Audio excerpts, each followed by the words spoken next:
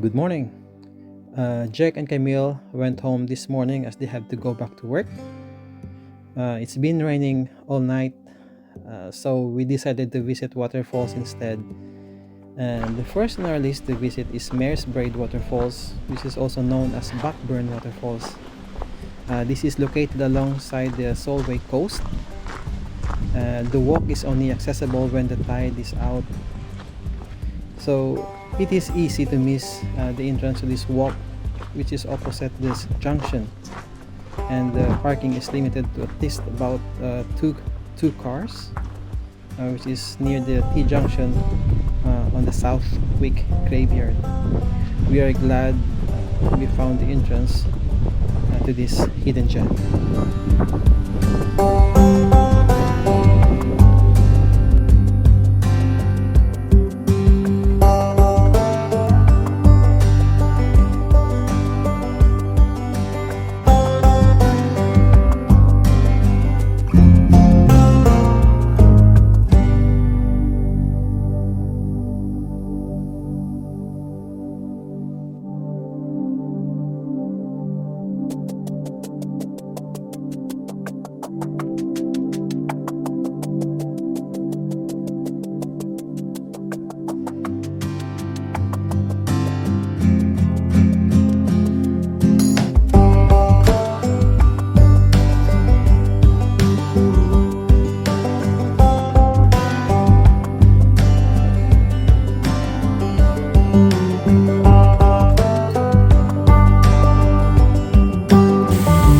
So we're at the Mare's Braid Waterfalls.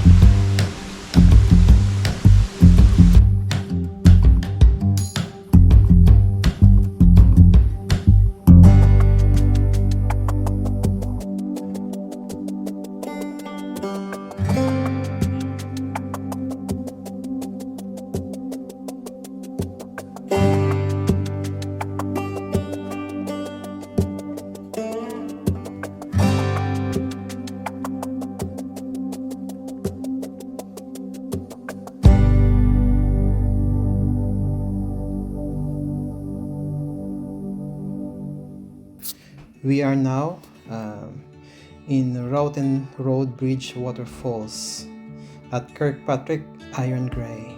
This bridge had a dark history. It was said that witches in the past would meet here. It was also said that over 70 witches were hanged in this bridge in the 17th century alone. The waterfalls is impressive, picturesque, and very peaceful, and the water is so powerful that we can hear it from the road.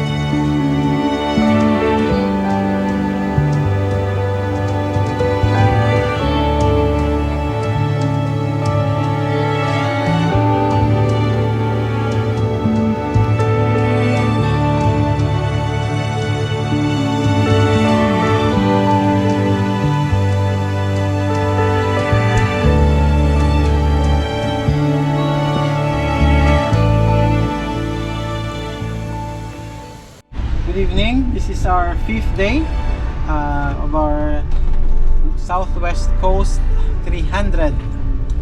So today we visited 2 waterfalls as it's rainy, and we're on our way now for our park for night in Penrith. I think the Aira Waterfalls car park.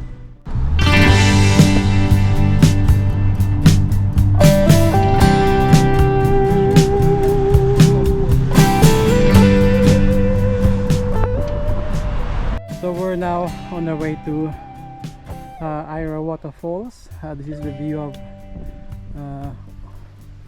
Water.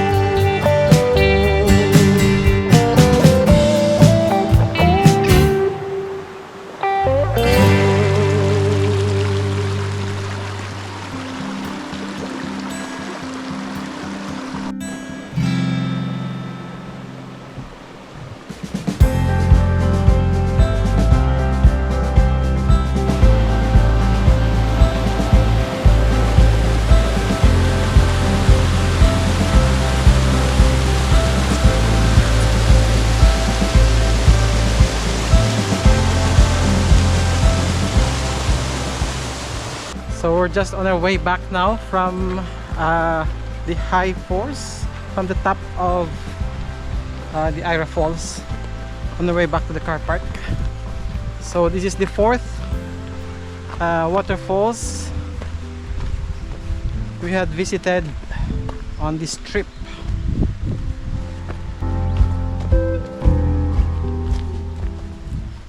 So we're going to Water Lake.